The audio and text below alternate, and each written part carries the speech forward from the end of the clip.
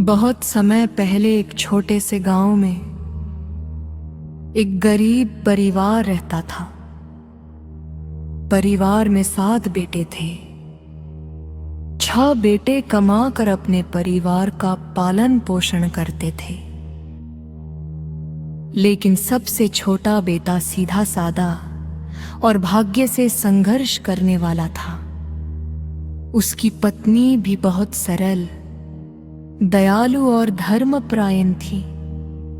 फिर भी उसे घर में सम्मान नहीं मिलता था।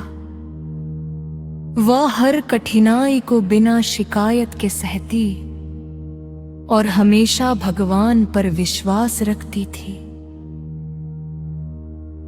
एक दिन रोजगार की तलाश में उसका पति दूर शहर चला गया। जाते समय उसने कहा, मैं मेहनत करूंगा और एक दिन जरूर लौटूंगा। पति के जाने के बाद बहू का जीवन और कठिन हो गया। उसे कम भोजन मिलता, अधिक काम करना पड़ता और कई बार अपमान भी सहना पड़ता, लेकिन उसने धैर्य नहीं छोड़ा। एक शुक्रवार उसे कुछ महिलाओं से संतोषी माता के व्रत के बारे में पता चला। उन्होंने बताया कि जो भी सच्चे मन से माता का व्रत करता है, गुड़ और चने का भोग लगाता है, खट्टे भोजन का त्याग करता है और संतोष का पालन करता है, उस पर माता की कृपा अवश्य होती है। बहुत समय पहले एक छोटे से गांव में एक गरीब परिवार रहता था। परिवार में 7 बेटे थे। 6 बेटे कमाकर अपने परिवार का पालन पोषण करते थे, लेकिन सबसे छोटा बेटा सीधा सादा और भाग्य से संघर्ष करने वाला था। उसकी पत्नी भी बहुत सरल, दयालु और धर्मपरायण थी। फिर भी उसे घर में सम्मान नहीं मिलता था। वो हर कठिनाई को बिना शिकायत के सहती। वर्षा भगवान पर विश्वास रखती थी। एक दिन रोजगार की तलाश में उस पति दूर शहर चला गया।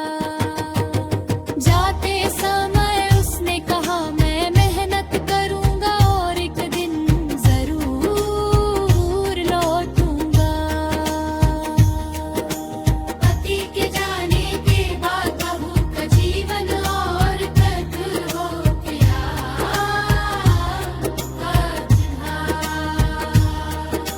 उसे कम भोजन मिलता, अधिक काम करना पड़ता और अपमान भी सहना पड़ता, लेकिन उसने धैर्य नहीं छोड़ा।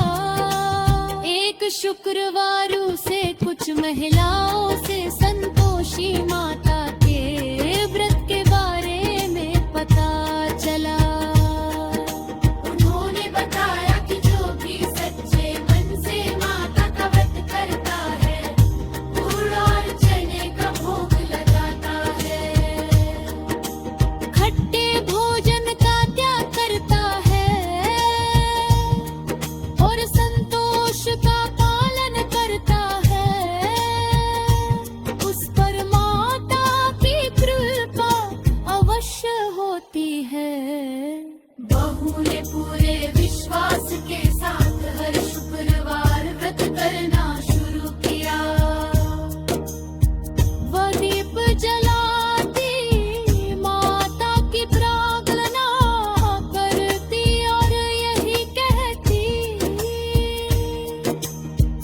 संतोषी माता मुझे धरे संतोष और सही मार्ग पर चलने की शक्ति दीजिए। धीरे धीरे माता की कृपा दिखाई देने लगी, दूर शहर में उसके पति को अच्छा काम मिल गया। उसकी मेहनत रंग लाई और उसकी आर्थिक स्थिति सुधरने लगी। कुछ समय बाद वो खुशी खुशी अपने घर लौलो।